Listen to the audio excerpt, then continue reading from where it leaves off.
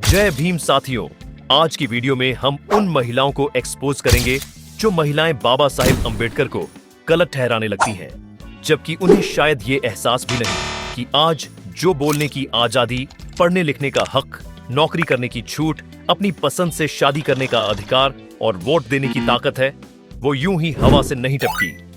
बाबा साहेब ने महिलाओं को कोई दया या भीख नहीं दी थी।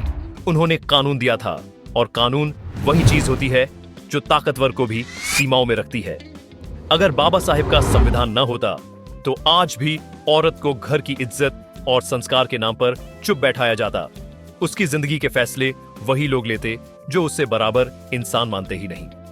अब जरा मनुस्मृति की बात करें, जिसे कुछ लोग संस्कृति और परंपरा का आधार बताकर महिमा मंडित करते हैं। उसी मनुस्मृति में साफ लिखा है कि महिला को कभी स्वतंत्र नहीं होना चाहिए, न बचपन में, न जवानी में, न बुढ़ापे में, बल्कि हमेशा किसी पुरुष के अधीन रहना चाहिए। अब सवाल सीधा है, क्या आज की महिलाएं सच में यही जिंदगी चाहती हैं? अगर नहीं, तो फिर उस सोच का समर्थन क्यों जो उन्हें पीछे धकेलती है? बाबा साहेब ने मनुस्मृति इसलिए जलाई थी क्योंकि वो इंसान और औरत दोनों के खिलाफ थी, किसी धर्म के खिलाफ नहीं। उन्होंने परंपरा नहीं तोड़ी थी, उन्होंने अन्याय को तोड़ा था। लेकिन आज हालात ये हैं कि कुछ लोग, और अफसोस की बात है कि उनमें कुछ महिलाएं भी शामिल हैं, उसी बराबरी विरोधी सोच को सही ठहराने लगती हैं। शायद इसलिए क्योंकि उन्हें बताया गया है कि सवाल करना गलत है और चुप रहना ही संस्कार है।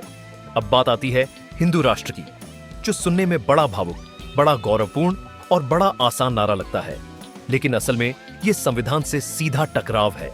संविधान साफ कहता है कि राज्य का कोई धर्म नहीं होगा, सब नागरिक बराबर होंगे, कानून सबके लिए एक होगा, जबकि हिंदू राष्ट्र की सोच कहती है कि पहचान पहले होगी और अधिकार बाद में।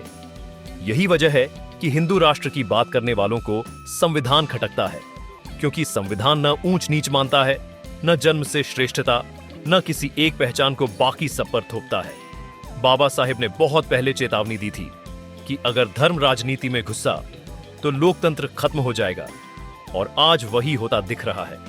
धर्म के नाम पर भीड़ बनाई जाती है, भीड़ के नाम पर सत्ता ली जाती है, और फिर उसी सत्ता से संविधान को कमजोर करने की बातें की जाती है। सबसे खतरनाक बात यह है कि जब कोई महिला या आम आदमी इस सोच के साथ खड़ा हो जाता है, तो वो अनजाने में अपने ही अधिकारों के खिलाफ खड़ा हो जाता है, क्योंकि जिस संविधान को कमजोर किया जा रहा है वही संविधान उसे सुरक्षा देता है। सच ये है कि मनुस्मृति अतीत की सोच है, संविधान भविष्य की राह है, और बाबा साहेब का अपमान मूर्ति तोड़ने या नाम लेने से नहीं, बल्कि उनकी बराबरी वाली सोच को नकारने से होता है।